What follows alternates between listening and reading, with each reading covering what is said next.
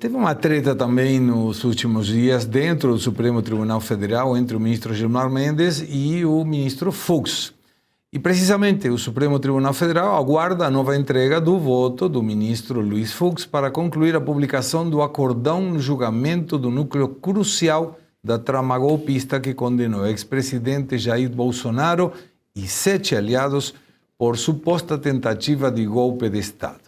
O pedido de Fux, apresentado na semana passada, visa apenas a promover ajustes gramaticais, mas acabou por adiar uma das etapas processuais mais importantes do caso.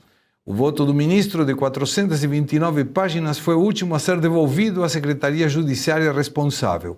Os demais integrantes da primeira turma já haviam entregado seus textos. André Marcília, traduz para a gente o que isso significa e quais podem ser as consequências disso. Esse é um pedido estranho, né? O que acontece?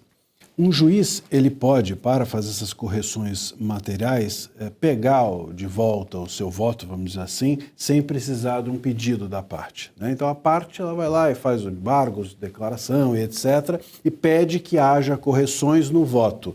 Quando a parte pede, aí o juiz decide se vai ou não fazê-lo. Mas quando há questões como essas, que são equívocos meramente materiais, o próprio juiz pode pegar e arrumar.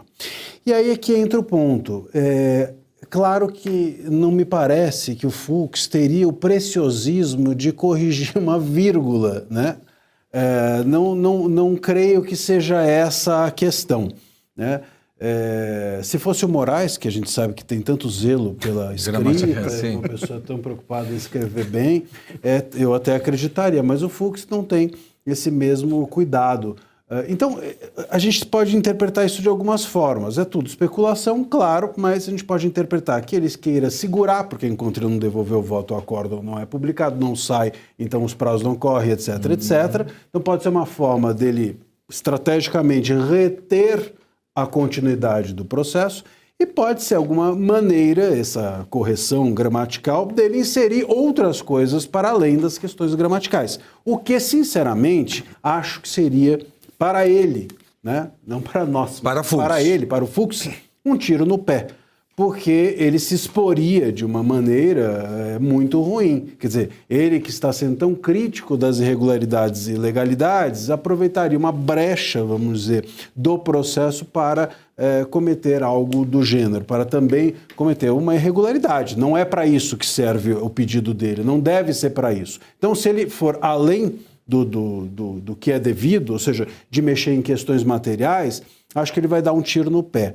Tem quem aposte nisso. Eu aposto em outra coisa. Acho que pode ser que ele esteja segurando um pouco e acho que ele talvez possa, inclusive, estar querendo melhorar a tese dele para que, num recurso eventual das partes, aquilo que ele colocou seja mais sólido, possa constar na redação final como forte, né? Não como um apêndice, não como uma nota de rodapé, mas como algo forte que possa nortear até mesmo eventuais outros recursos. Acho que é mais por aí. Pelo que eu li, ele tem até 60 dias para fazer esse análise e se pode prorrogar por mais 60. São o que a gente chama de prazos impróprios, né? Então o juiz tem prazo, mas é impróprio, ou seja, se ele descumpre não acontece nada.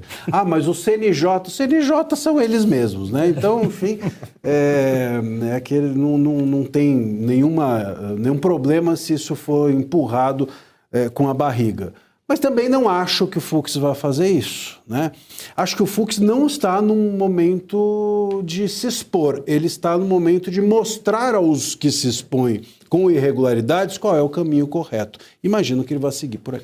Tá, mas aí, João, quando o ministro segura, teoricamente não sai o acordão. Acórdão, não sai. Acordão. Acordão. Mas entendemos a sua ironia. Adorei o trocadilho, Segré. Foi sem querer querendo. Entendemos a ironia. Muito bom. Mas não saindo, formalmente não muda a realidade do Bolsonaro, que está preso por um processo que ele não participa. Que nem é esse, né? Que não é esse. Que não é esse. Então, muda a demora para, eventualmente, fazer o cumprimento daqueles que, não sendo Bolsonaro, estão embutidos nessa mesma trama ou nesse mesmo processo.